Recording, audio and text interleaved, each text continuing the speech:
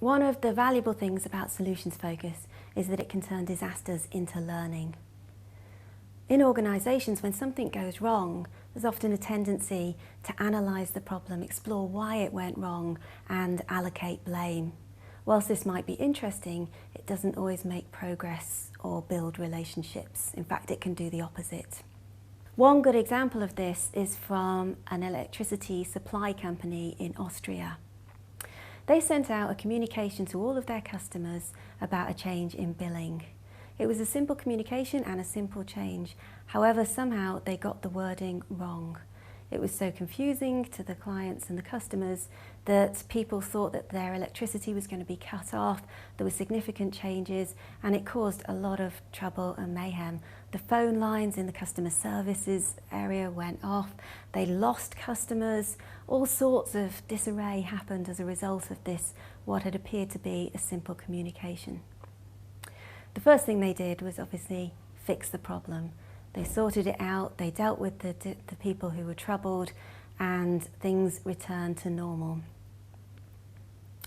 Then came the inevitable meeting, the management meeting that was called after this event. The managers went there with a sense of dread. They were concerned about what was going to happen. Some of them were a bit scared for their jobs.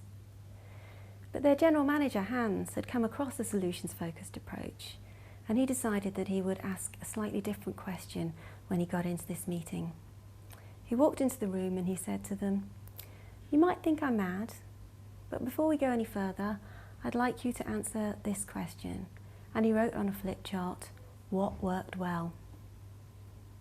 The managers responded to this, and they discussed among themselves and realised that actually many things had gone well.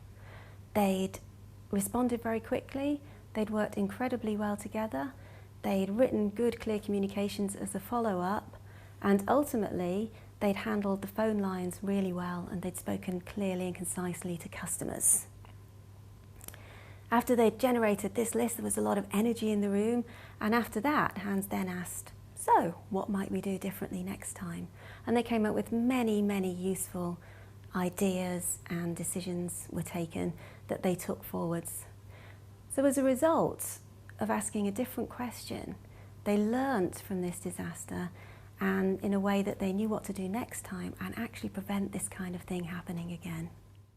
For more information, go to www.thesolutionsfocus.co.uk/free guide.